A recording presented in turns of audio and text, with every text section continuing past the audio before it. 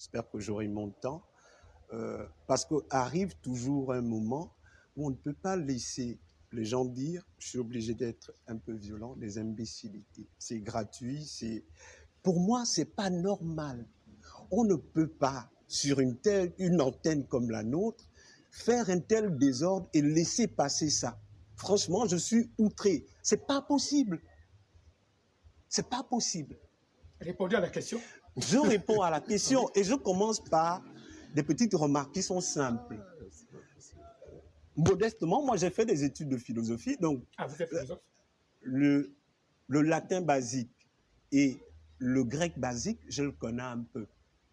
Quand on dit dans le prologue de Jean, au commencement était la parole et la parole était avec Dieu, ceux qui se cultivent un peu et qui ont un peu de curiosité pour faire leur démarche et non pas attendre qu'un charlatan vienne leur dire quelque chose, ils vous diront que c'est faux. Pourquoi c'est faux? C'est une mauvaise traduction. C'est une mauvaise traduction. Au commencement était l'intelligence et l'intelligence était avec Dieu. Oui. Pourquoi? Parce que dans la langue grecque, la notion de logos, c'est le discours intelligent. Et les Grecs considèrent que on ne peut pas parler sans avoir pensé. Tout commence par parce que chez les Grecs, justement, les Grecs anciens, chaque mot est un acte. Chaque mot correspond à une réalité. Donc, quand Dieu dit, par exemple, que la lumière soit, vous comprenez ça? Avant que la lumière ne soit dans la réalité, elle est déjà dans l'intellect divin. Donc c'est une mauvaise traduction. Mais on fait avaler ça aux gens matin, midi, soir, et les gens s'abreuvent à ça. Ce n'est pas normal. Ça, c'est la première remarque que je veux dire à Moussa en disant, on peut quand même faire des choses apaisées, on peut faire des choses normales, mais vous n'avez pas le droit de raconter des choses comme ça aux gens. Maintenant, en ce qui est de Jésus et sa mission, j'en parle peut-être à contre-cœur, mais si ça peut servir à éveiller quelques-uns, je veux leur dire que l'affaire est simple. Il faut commencer par comprendre qui est Jésus et pour qui il vient. Vous voyez, on peut faire l'exercice, ils ont la Bible, moi je ne le ferai pas, mais je donne aux téléspectateurs les référents. Ils peuvent aller lire Luc 2, donc Luc chapitre 2, le verset 11. Ils peuvent le lire.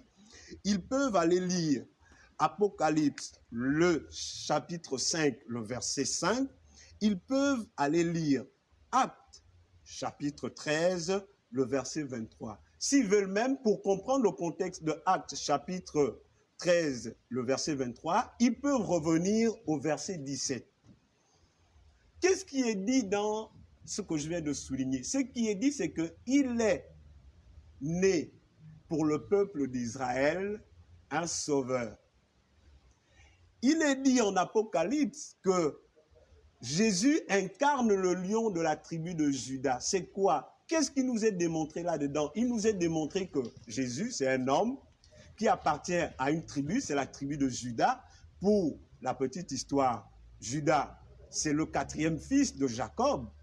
Et donc, il incarne quelque chose, c'est le lion. Il vient pour la restauration de ce peuple-là. Ce qui est dit en Actes, c'est la même chose. Dieu nous a envoyé un sauveur pour Israël. C'est cela qui est dit. Ensuite, pourquoi faire? Pourquoi faire? Je prends quelques références.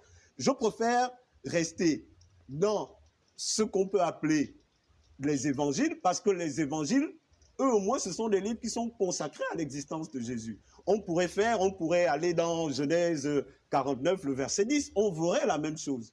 Mais bon, on ne peut pas aller jusque-là parce qu'on n'a pas tout le temps. Ce qui est dit, et la référence est simple, Matthieu chapitre 10, on peut lire à partir du verset 5 et on va lire à partir du verset 6. On peut lire Matthieu chapitre 15, on va lire à partir du verset 24 jusqu'au verset 28.